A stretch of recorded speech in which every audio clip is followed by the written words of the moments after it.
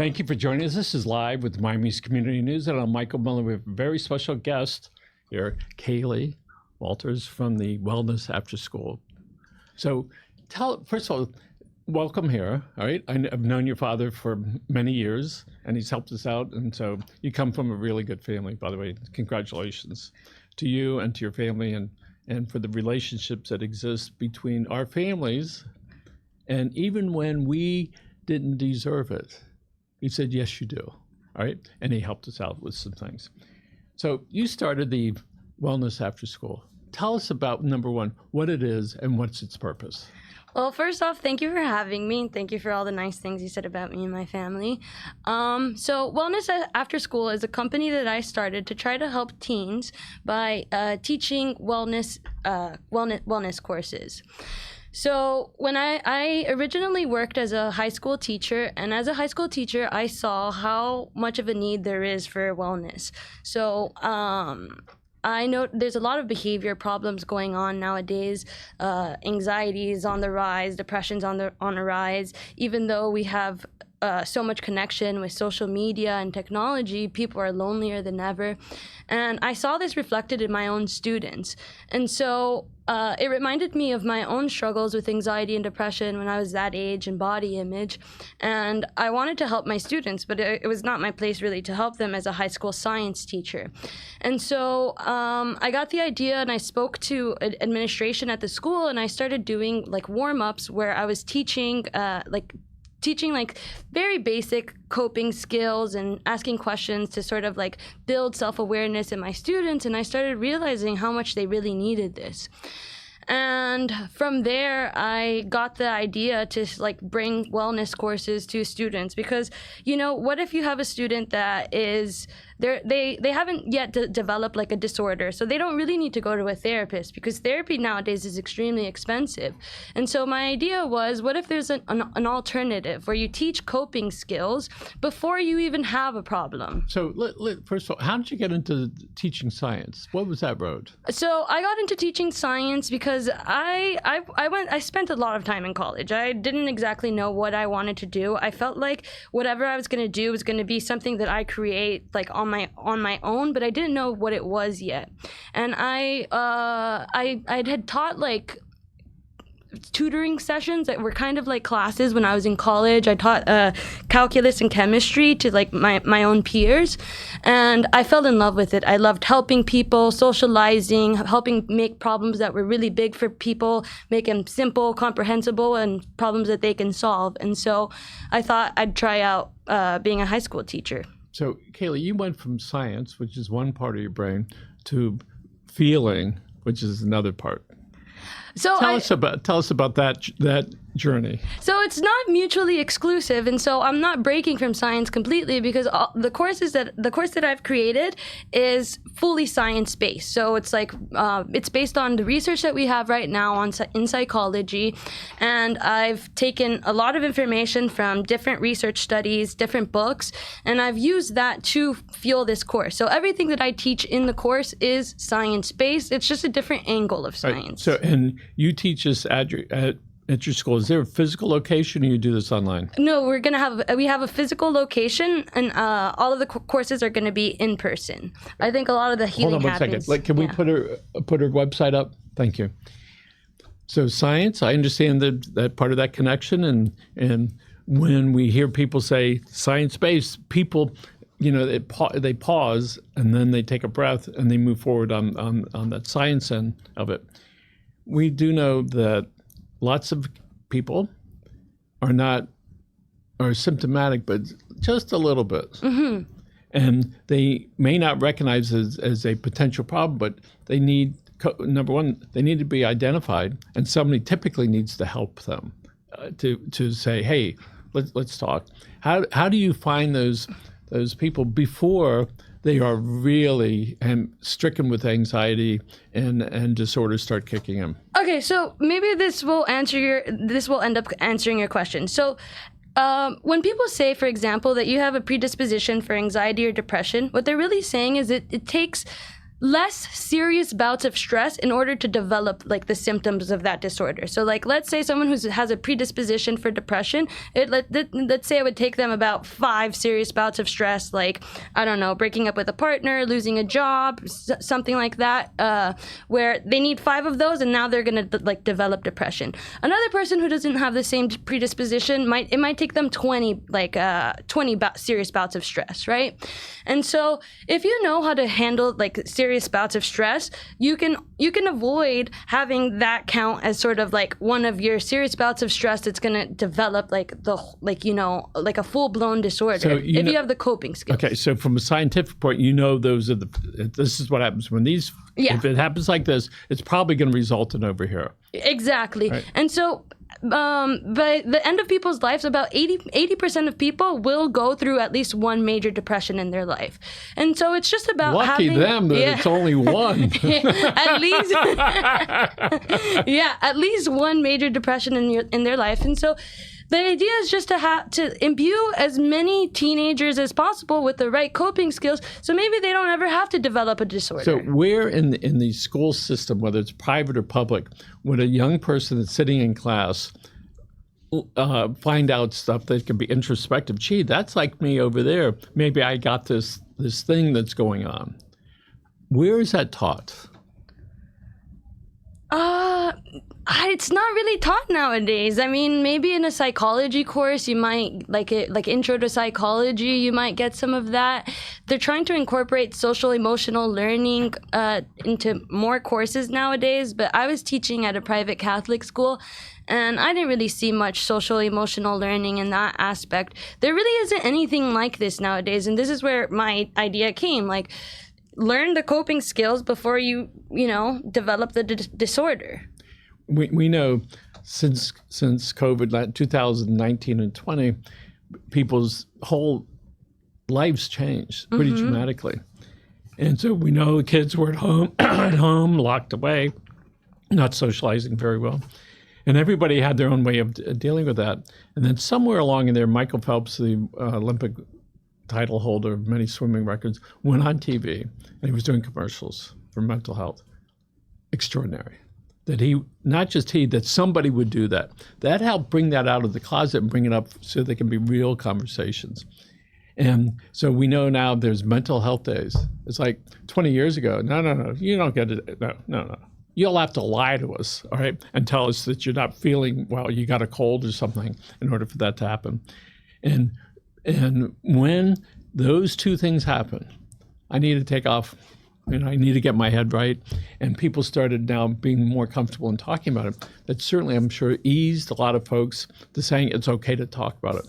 But still, after all these years, and I used to be an aficionado of these things, still, it's hidden.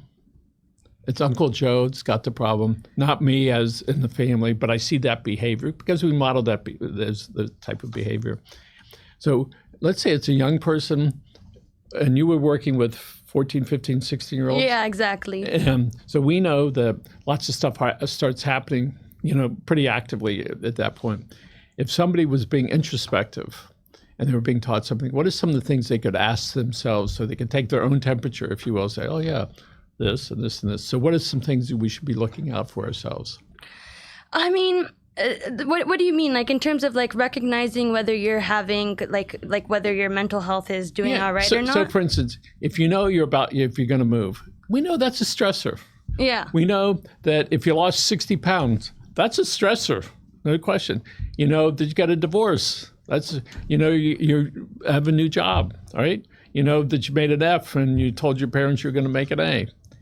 So how do we make kids aware of those things so that when they start feeling anxious or sad, well, of course, because these are the top 3 things. You got all 3 of them going on at the same time. Yeah, so actually in my course, in one of the classes, we're going to be teaching like identifying your own emotions, identifying when your emotions get to a point where maybe you do need professional help. And so like besides that though, like there's a lot of coping skills that they can engage in when they know that they're going to be like going through like serious stress. So they can meditate, journal. I'm going to teach the importance of having a strong support network, having friends, like that those end up being like really big buffers for like dealing with stress. Having plenty of people who are supportive around you, you have those connections. If you meditate, mindfulness, that helps you manage your stress as well. By the way, we're running your website address on the screen right now, so if people need more information, they can reach you there. You probably remember 3 or 4 years ago, there was a young mother under a lot of stress. She had a baby who had autism, threw him in the canal. Somebody rescued the baby, not knowing that she gave him back the baby. She walked over two more blocks and threw the baby in the canal, and he died. Wow. So you have this huge stress on her, and she just went into this place. And I'm not sure what happened other than the baby died. And so there's lots of stuff as adults that we think that we can handle it, but the reality, it does cause a lot of stress on us. And then, so people can find a qualified listener and participant in a lot of different places, but they get to start with you for their kids. Yeah, well, the lady killing her baby, that is way beyond my pay grade. Someone like that, they would need to be referred to a professional. But my idea is basically have an alternative. So, like right now, seeing a therapist with a master's degree is going to cost you about $150 per session. And to see someone with a doctorate, it's going to be $200 per session. And why pay that if you're not already at that point where you have like where you've already developed a disorder?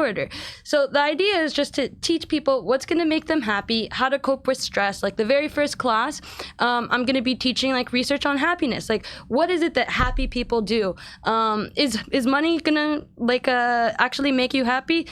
I'll spoil it for you. The answer is no. I mean, beyond a certain point, it won't. Like someone who is making $40,000 a year is going to be happier when they start making 80 because they're going to take care of like their fundamentals, and that's going to it's help them focus on things that's going to fuel like their self-transcendence. They no longer have to worry about getting the next meal, making rent.